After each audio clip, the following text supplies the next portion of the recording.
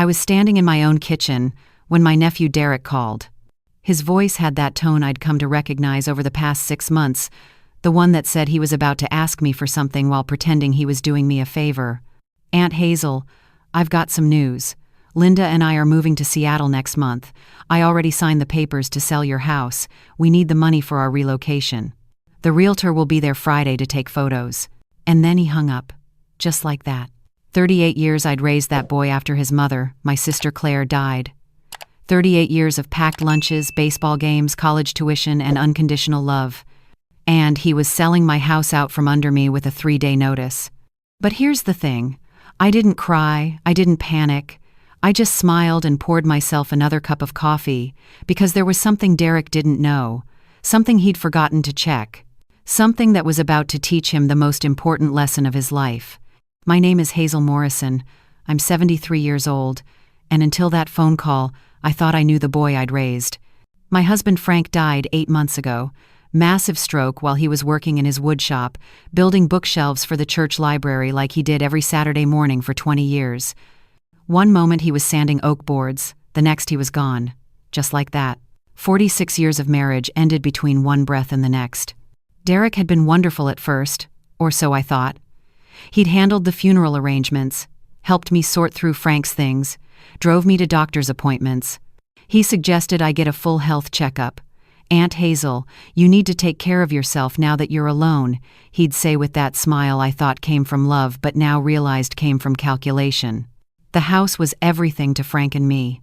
We bought this 3-bedroom Craftsman in Portland's Sellwood neighborhood in 1981 with every penny we'd saved. Frank refinished the hardwood floors himself. I planted the rose garden that still blooms every June. We raised Derek in the room at the top of the stairs, the one with the window seat where he'd read for hours. Derek had lived with us from age 7 until he graduated college. His wife Linda moved in for 2 years while they saved for their own place. I'd cooked probably 10,000 meals for them, done their laundry, babysat their dog. This house wasn't just walls and floors, it was the only home Derek had really ever known.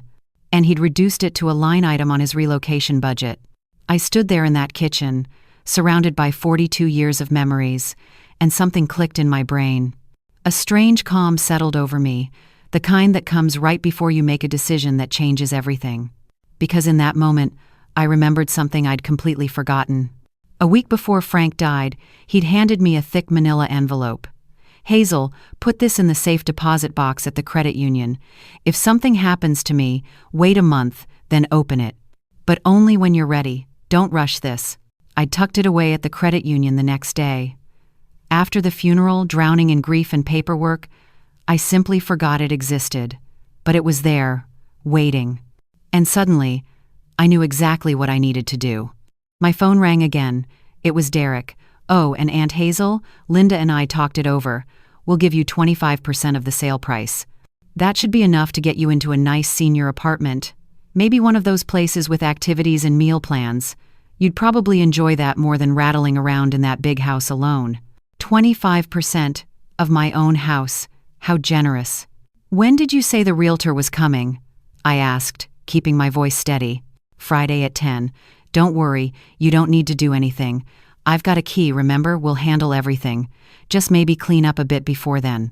He had a key because I'd given him one 6 years ago when he'd said, "Just in case you ever need help, Aunt Hazel."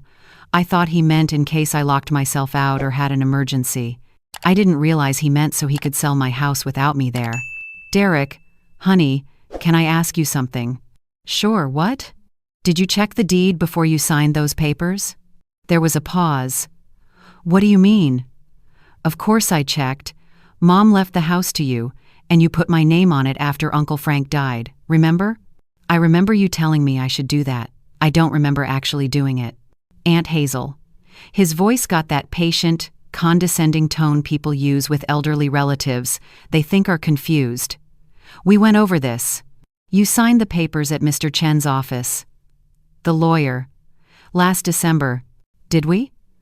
I let the question hang in the air. "Yes, look, I've got to go. The movers are coming to give us a quote. We'll talk soon, okay?" He hung up again. And I stood there smiling because Derek was wrong about what I'd signed last December. Dead wrong. I called the credit union, and made an appointment for the next morning. Then I pulled out my address book and found the number for Martin Chen, the estate attorney who'd handled Frank's will. When his secretary answered, I said I needed to see him urgently. She recognized my voice and fit me in for that afternoon. That night I couldn't sleep. I walked through my house touching things. The banister Frank had stripped and refinished by hand. The built-in bookshelf he'd added in the living room. The kitchen counter he'd retiled when Derek was 12, letting the boy help place each piece. I looked at the photos on the mantel. Derek at 7, gap-toothed and scared, the day he'd come to live with us. Derek at 18, in his graduation gown, grinning like he'd conquered the world. Derek and Linda on their wedding day, standing in our backyard under the maple tree Frank had planted. Where had I lost him? When did he stop seeing me as family and start seeing me as an obstacle? The next morning, I went to the credit union. The manager, a kind woman named Patricia who'd known Frank for 20 years, brought me to the vault. She unlocked my safe deposit box and left me alone in the small private room. My hands shook as I opened the envelope. Inside were legal documents, stock certificates, bank statements, and a letter in Frank's precise handwriting. My dearest Hazel, if you're reading this, I'm gone, and I'm so sorry to leave you. I'm sorry I won't be there to hold your hand through what comes next. But I can help you, even now. Over the past 30 years, I've been investing the money from my woodworking business, not the custom furniture jobs you knew about those, the other work. The restoration projects for the Historical Society, the antique repairs, the consulting. I never told you because I wanted to surprise you for our 50th anniversary. We're not rich, Hazel, but we're comfortable, very comfortable. I've set up a trust. The house is in it. So is the rental property on Division Street, yes. We own that fourplex Derek and Linda rented before they bought their condo. They never knew. The trust also holds investment accounts worth approximately $890,000. You're the sole trustee and beneficiary. Everything is protected. Nothing can be sold or transferred without your signature in person, with proper identification, witnessed by Martin Chen. I did this because I love you, because I want you secure, and because, Hazel, I was worried about Derek. My vision blurred with tears. I kept reading. I know you love that boy like he's your own son. I do too. But these past few years, I've watched him change. The way he talks about money. The way he looks at houses and cars like they're status markers. The way Linda pushes him to network and leverage opportunities. I heard them talking once, after Thanksgiving last year. They didn't know I was in the garage. Linda said, "This house is going to be worth a fortune when they're gone. We need to make sure we're in position." And Derek agreed. I wanted to be wrong, Hazel. I hoped I was just a cynical old man, but I put these protections in place just in case, because if something happened to me, I needed to know you'd be safe. The house is yours. Nobody can take it. And if Derek tries, well, maybe he needs to learn that family isn't about what you can take from people. It's about what you give. All my love, forever, Frank. I sat in that little room and cried. Not sad tears, angry ones, grateful ones. Frank had known. He'd seen what I refused to see, and even from beyond the grave he was protecting me. I gathered the documents and went straight to Martin Chen's office. He was a small man in his 60s, with steel-rimmed glasses and the most honest face I'd ever seen. He'd handled Frank's business for 25 years. "Mrs. Morrison, I'm so glad you came in. Please sit down. Martin, I need to know what I signed in December." He pulled a file from his cabinet. "You signed papers to update your will and to confirm the trust structure Frank had established. Your nephew Derek was named as your healthcare proxy, which allows him to make medical decisions if you're incapacitated. But that's all. The house, the rental property, and the financial accounts are all protected in the trust. Only you can access or sell them." "So Derek can't sell my house?" "Absolutely not. Not without your direct signature, and I'd never witness such a document without speaking to you first. Why do you ask?" I told him about Derek's phone calls, about the realtor coming Friday, about the 25% he'd so generously offered me. Martin's face went red. "That's fraud, Mrs. Morrison. That's attempted theft. If he's forged documents or misrepresented ownership, that's a serious crime. I don't want him arrested, Martin. He's still my nephew. But I need him to understand what he's done." Martin leaned back in his chair. What did you have in mind? We talked for 2 hours. Martin made phone calls, pulled documents, and helped me craft a plan. It wasn't about revenge, it was about education. The kind of education you can only get by falling flat on your face and having to stand back up on your own. Friday morning, I made myself scarce. I drove to my friend Barbara's house in Beaverton and had coffee on her porch, watching the rain. At 11, Martin called me. The realtor showed up as scheduled. Derek was there with his paperwork. But when the realtor ran the title search as part of standard procedure, she found that Derek's name isn't on the deed. The house is in a trust. She told him she couldn't proceed without documentation from the trustee. What did Derek say? According to her, he got very angry, insisted there must be a mistake. She told him to contact the attorney listed on the trust, that's me. He called my office 10 minutes ago. My secretary told him I'd be in touch next week. Next week? I think some time to worry will be good for him, don't you? I smiled. Martin, you're a treasure. Over the weekend, Derek called me 14 times. I didn't answer. I let every single call go to voicemail. The messages progressed from confused to frustrated to panicked. Aunt Hazel, the realtor says there's a problem with the title. Can you call me? Aunt Hazel, this is urgent. We need to get this sorted out. The buyers are waiting. Aunt Hazel, why aren't you answering? Are you okay? I'm getting worried. For God's sake, Aunt Hazel, pick up the phone. Monday morning, Martin called Derek back. I was sitting in Martin's office on speakerphone when he did. Derek, this is Martin Chen.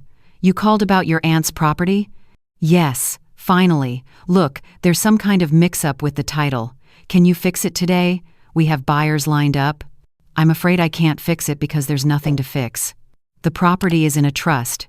Your aunt is the sole trustee. You have no legal authority to sell it. Silence on the other end. Then, but she added me to the deed. Last December. No, she didn't. She updated her will and confirmed her healthcare proxy. That's all. The house was never in her individual name to add you to. It's been in a trust since 2018. That's impossible, she told me. I was there, Derek. I witnessed what she signed. Would you like me to send you copies of the documents? More silence. Then, this doesn't make sense. Why would she lie to me? Did your aunt tell you that you owned the house, or did you assume?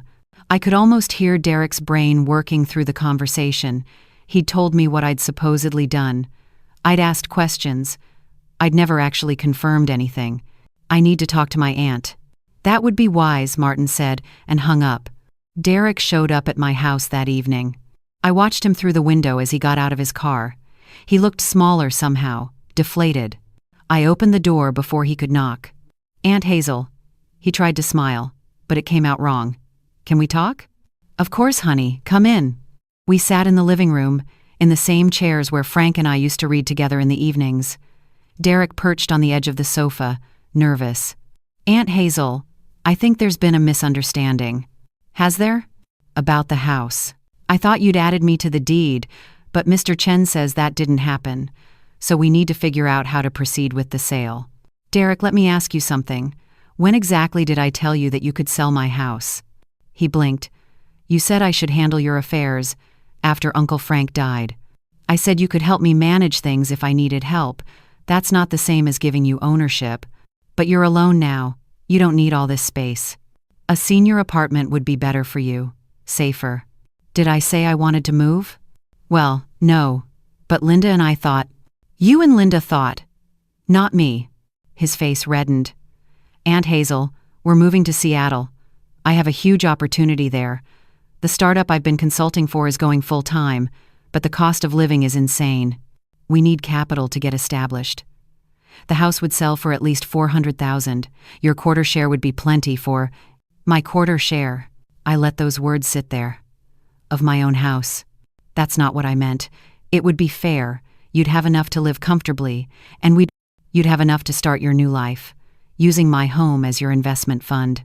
Derek stood up. This isn't fair. After everything we've done for you, all the help after Uncle Frank died, the errands, the doctor's appointments, and this is how you repay us?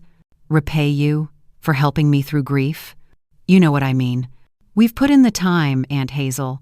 It's not wrong to expect something in return. And there it was. The truth, naked and ugly. He'd been tallying up his good deeds like receipts, waiting to cash them in. Derek, I think you should go home now. But we need to. Go home. Think about what you just said. Really think about it. We'll talk when you're ready to be honest with yourself. He left. I watched his car disappear down the street, and I felt something inside me harden into resolve. This wasn't about the house anymore. It was about the man Derek was becoming versus the man I'd raised him to be. The next morning, Martin called. "Mrs. Morrison, I think you should know. Derek called me asking about your rental property on Division Street. He wanted to know if his name was on that title too." "What did you tell him?" "That I couldn't discuss your private financial matters with him, but he put two and two together. He asked if that was the building he'd rented from. When I didn't answer, he hung up. That afternoon, Derek called me. "You own the building where Linda and I used to live? You were our landlord for 2 years and you never told us? You never asked who owned it. You paid rent to the property management company. But why didn't you say something? We could have lived there for free, or you could have given us a deal. Could have? Or should have? What's the difference?"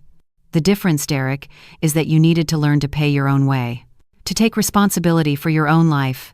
If I'd just given you free rent, what would you have learned? That family helps family. Family does help family.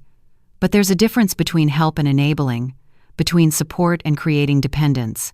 He hung up on me. Again. Over the next 2 weeks, Derek tried everything. He sent Linda to talk to me.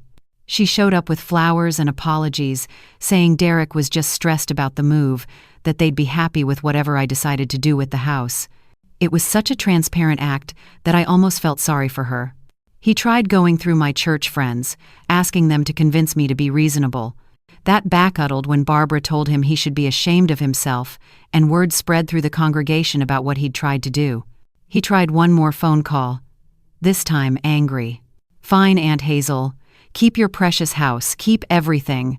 Linda and I will make it on our own. We don't need you." "Good," I said quietly. "You should make it on your own. You're 45 years old, Derek. It's past time. You're going to regret this. When you're old and sick and need someone, don't call me." "I'm already old, honey, and you're already showing me who you really are."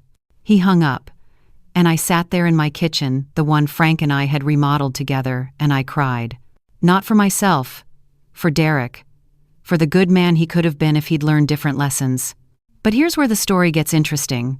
2 months passed. Derek and Linda moved to Seattle without the house money. I heard through Barbara, whose daughter lived there, that they'd taken out a massive loan to cover their relocation. That Derek's huge opportunity was a startup with no funding that paid half his previous salary. That Linda was working retail to make ends meet. Part of me, the part that had raised that little 7-year-old boy, wanted to swoop in and fix it. To send money. To solve the problem. To make it all better. But I remembered Frank's letter. If something happened to me, I needed to know you'd be safe. And I realized Frank wasn't just protecting me from Derek, he was protecting Derek from himself. From never having to face consequences. From never learning what really matters. So I waited. 3 months after the move, I got a call from an unknown Seattle number. It was Derek. His voice sounded different, tired, humbled. "Aunt Hazel? It's me." "Hello, Derek. I need to tell you something. Can you listen, please?" "I'm listening." "You were right. About everything. The startup collapsed last month. The CEO was running a Ponzi scheme, basically, and the investors pulled out. I lost my job. Linda lost hers too, the store closed. We've been living off credit cards, and we're drowning. I'm sorry to hear that. But that's not why I'm calling. I'm not asking for money. I swear. I just need to say this. I was wrong. About the house, about you, about everything. I turned into someone I don't recognize. Someone Uncle Frank would have been ashamed of." His voice broke. "I keep thinking about what you said. About the difference between help and enabling, and I get it now. If you'd given me the house money, I would have burned through it just as fast on this disaster. I would have learned nothing. I would have come back to you for more. What are you going to do now?" "I got a job as a project manager at a construction company. It's honest work. 40 hours a week, decent pay. Linda's working as a bookkeeper. We're going to dig our way out of this mess we made. It's going to take years, but we're going to do it ourselves." I felt tears rolling down my cheeks. "Derek, I'm proud of you." "Don't be. Not yet. I haven't earned that. But Aunt Hazel, I want you to know something. I understand now what you and Uncle Frank gave me. It wasn't the house I lived in or the college you paid for. It was something bigger. You gave me a foundation, values, and I threw them away for money I didn't earn. You haven't thrown them away. You're finding your way back to them." "I hope so. I really hope so." We talked for another hour. Really talked, the way we hadn't in years.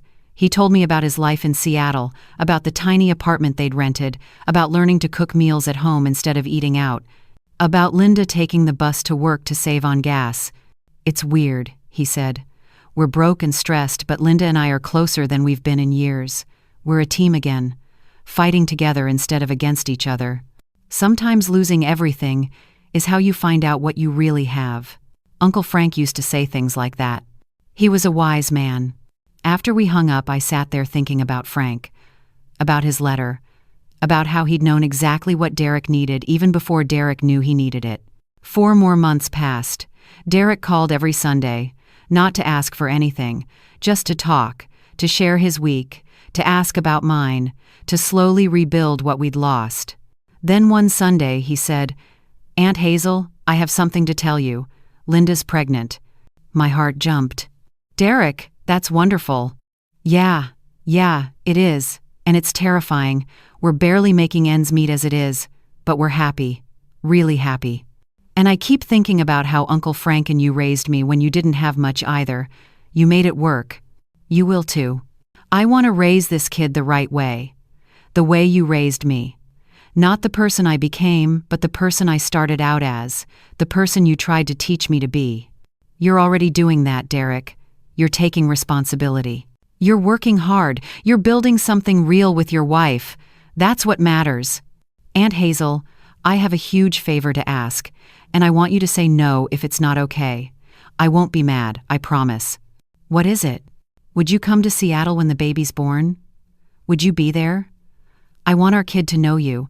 I want them to learn from you the things I forgot. I booked my plane ticket that night. 6 months later, I flew to Seattle. Derek and Linda picked me up at the airport. Derek looked different, older, but in a good way. There was a steadiness to him that hadn't been there before. Linda hugged me at baggage claim and whispered, "Thank you for not giving up on him." Their apartment was small but clean. They'd painted the nursery themselves, a soft yellow with white trim. Derek had built the crib with his own hands, using skills he'd learned watching Frank in the wood shop. "I wanted the baby to have something I made," he said, running his hand along the rails. "Something that meant more than what it cost."